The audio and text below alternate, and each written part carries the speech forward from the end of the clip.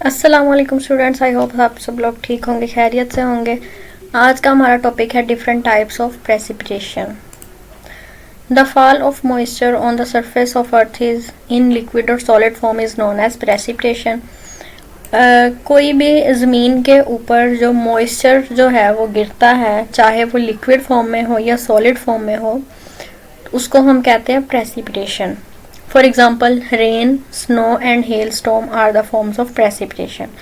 बारिश है, बर्फ़ है, ये सारी इकसाम है प्रेसिपिटेशन की। Their detail is given below. Detail हम इसकी देख लेते हैं। सबसे पहले है rainfall. When moist air moves up from the earth surface in the form of water vapors, जब moist air जो है नमी वाली हवा, ठीक है, वो अर्थ सरफेस से ऊपर को मूव करती है, मूव अप करती है वाटर वेपर्स की फॉर्म में, ठीक है, तो वहाँ पे कंडेंसेशन होती है, condensation take place and clouds are formed. Condensation होती है और वहाँ पे बादल बन जाते हैं, ठीक है। The vapours combine together, vapours एक दूसरे के साथ मिल जाते हैं and take the shape of water drops, और वाटर ड्रॉप्स का शेप ले लेते हैं। When these drops become bigger, जब ये ड्रॉप बड़े हो जाते हैं, they fall down as rainfall, तो वो बारिश की फॉर्म में नीचे गिरते हैं। The following are the important types of rainfall. Rainfall की आगे एग्जांपल्स क्या हैं? सबसे पहली है ओरोग्राफिक या फिर रिलीफ रेनफॉल। इसको हम ओरोग्राफिक भी बोल सकते हैं, रिलीफ भी बोल सकते हैं, ठीक है। When the mountains block the moist air, जब पहाड़ जो है वो moist air को ब्लॉक कर देते हैं, it moves upward, वो ऊपर की तरफ मूव करते हैं, and temperature drops, ठीक है। Vapours turn into drops, vapours जो है वो ड्रॉप्स की शक्ल में तब्दील हो जाते हैं, एंड रेनफॉल अकर, और वहाँ पे फिर क्या होता है, बारिश आती है। This is known as orographic rainfall. इसको हम क्या कहते हैं, ओरोग्राफिक रेनफॉल। इसको आप हाईलाइट कर लें, ये भी आपसे पूछा जा सकता है। उसके बाद है convectional rainfall. The rain due to convectional current, convectional current की वजह से जो रेन प्रोड्यूस होती है is known as convectional rainfall, तो वो कन्वेक्शनल रेनफॉल कहलाती है। In hot areas the air due to high temperature, जितने भी गर्म एरियाज है वहाँ पे जो हवा है वो हाई टेम्परेचर की वजह से बिकम्स लाइट, हल्की हो जाती है, एंड मूव्स अपवर्ड, और ऊपर की तरफ मूव करती है। On reaching at higher altitude, जब वो हायर एल्टीट्यूड्स पे पहुँच जाती है, कंडेंसेशन टेक प्लेस, वहाँ पे कंडेंसेशन होती है और उसके रिजल्ट में रेनफॉल होता है, ठीक है। नेक्स्ट है साइक्लोनिक या फ्रंटल रेनफॉल। यहाँ पे आपने कन्वेक्शनल रेनफॉल को हाईलाइट कर लेना है। उसके बाद है साइक्लोनिक या frontal rainfall.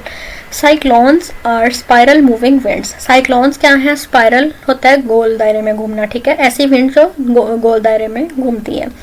Having low pressure in its centre, उसके सेंटर में बहुत ही कम प्रेशर होता है। They are formed in the area where cold winds meet hot winds, ये वहाँ पे बनते हैं जहाँ पे जो ठंडी हवाएं हैं वो गर्म हवाओं के साथ मिलती हैं, ठीक है, वहाँ पे ये साइक्लोन्स बनते हैं। Hot air moves upward being lighter in weight, hot airs जो होती हैं उनका वेट जो है वो लाइटर हो गया होता है, ठीक है, जिसकी वजह से वो अपवर्ड मूव करती हैं। इट्स टेम्परेचर डिक्रीजेज, उसका टेम्परेचर आहिस्ता आहिस्ता जो है वो डिक्रीज होना शुरू हो जाता है। एंड कंडेंसेशन स्टार्ट्स, और इस कंडेंसेशन जो है वो स्टार्ट हो जाती है।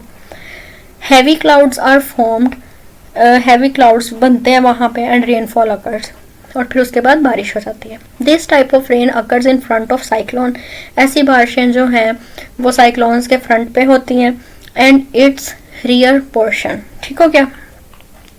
यहाँ पे एक ब्लू कलर का टेबल है, उसमें आपको बताया गया है रेन गाज के बारे में। The instrument use to measure rain, rain को मैयर करने के लिए जो इंस्ट्रूमेंट यूज होता है उसको रेन गाज बोलते हैं, ठीक है, इसको आप हाईलाइट कर लें।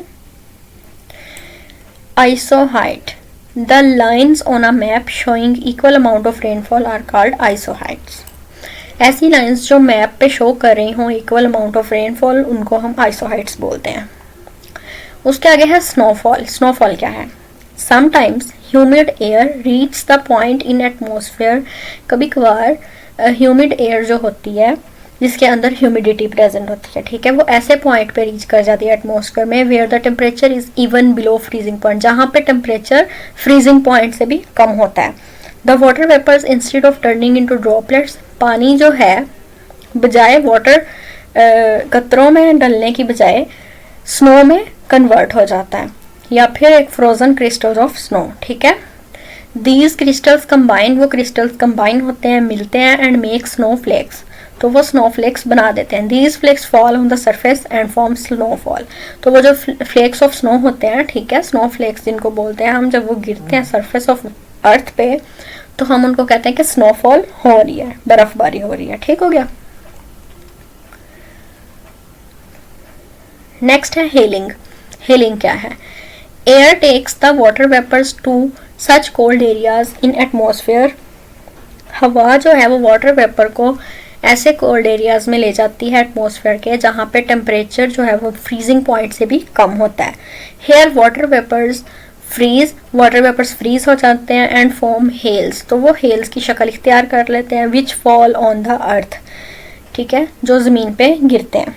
व्हेन दीज हेल्स फॉल, जब ये गिरते हैं, the water vapours in their way join them, जब वो ज़मीन पे गिरते हैं तो उनके रास्ते में जितने भी वाटर वेपर्स आते हैं वो उनको ज्वाइन कर लेते हैं और इनका साइज जो है वो इंक्रीज हो जाता है। नेक्स्ट है slit. The combination of rainfall and snowfall is called slit. Rainfall और स्नोफॉल का जो कम्बिनेशन है उसको हम स्लीट बोलते हैं। When rain drops pass through the lower cold areas, जब रेन ड्रॉप्स जो है वो कम कोल्ड लेयर्स ऑफ एटमॉस्फेयर में से गुजरते हैं, वो फ्रीज हो जाते हैं। These drops contain liquid water, उन ड्रॉप्स के अंदर लिक्विड वाटर होता है अपने अंदर, but their outer covering is hard, लेकिन उनकी आउटर कवरिंग जो है वो ऊपर वाला जो कवर है एक किस्म का वो हार्ड होता है।